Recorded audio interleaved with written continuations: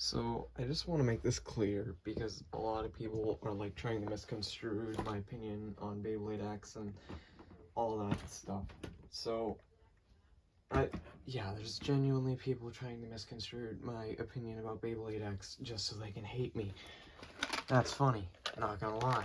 But to be completely honest, Beyblade X, I do not think it has a huge issue with durability. Obviously, I'm gonna speak from what I've seen, what I've experienced. Beyblade X does have some issues.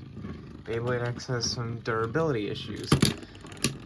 And after opening up some of these X bays, I can confirm that the metal is extremely thin in a lot of places, which is not great.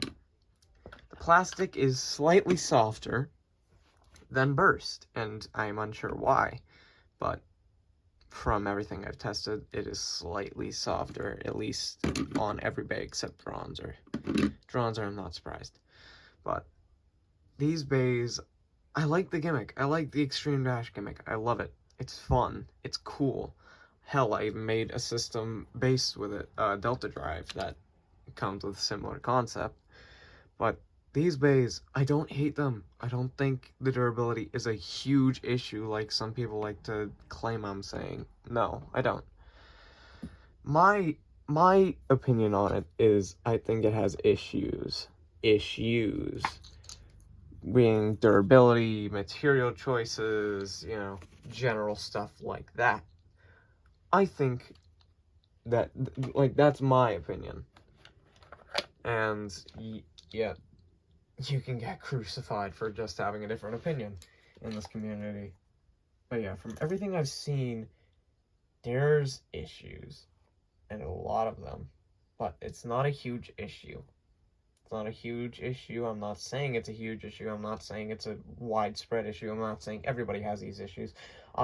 Obviously, it'll depend from person to person, depending on the mold they get, depending on the concentration of the alloy mixture, depending on how hard they can launch, depending on how good the gear, how good the ripcord is with the launcher, depending on how they launch, depending on the hits they get, depending on how fast they can go against the extreme dash rails. It depends. But I am seeing issues with a lot of these. I've seen Knight Shield shatter, I've seen Knight Lance shatter, I've seen Drawn Sword shatter, I've seen Hell Scythe shatter, I've seen a lot of damage on Dronzer, and I've started to see damage on Wizard Arrow. The metal on these is prone to cracking, prone to chipping, and is starting to flat out shatter for some people.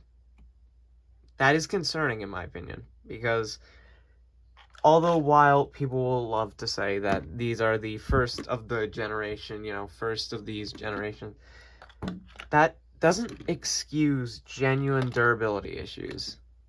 If there are genuine issues that I'm not saying it's widespread issues, but there are definitely issues. These issues, in my opinion, should have, been it should have been, thoroughly tested. These bays should have been, absolutely thoroughly tested in, prototyping and quality control and stuff like that. I'm not saying it's a huge issue. Once again, not saying it's a widespread issue, not saying it's a huge issue. I'm saying from everything I've seen, everything I've heard, everything I've experienced, Beyblade X has issues. And I feel like a lot of these issues could have been avoided just by using a stronger metal that is able to handle the impacts better than Zamak, which is a zinc aluminum alloy. And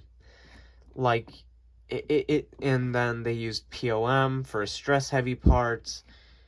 It's just weird, So in all honesty, I don't think Beyblade X has a widespread issue, but I'm starting to see more and more people have issues, which is concerning for me because I want people to enjoy Beyblade X. Hell, I enjoy it. I enjoy the Extreme Dash gimmick. I'm going to be ordering Random Booster Volume 1 and the X Stadium, for God's sake. By the time this video comes out, I probably have already ordered the Shark Edge Random Booster, but yeah, I'm wanting people to enjoy these. So I don't want anybody to misconstrue my opinion about Beyblade X, because I know some people will try to. My full opinion is I don't think Beyblade X has a widespread issue or a huge issue. I think it has issues with quality, durability, and stuff like that. Yeah.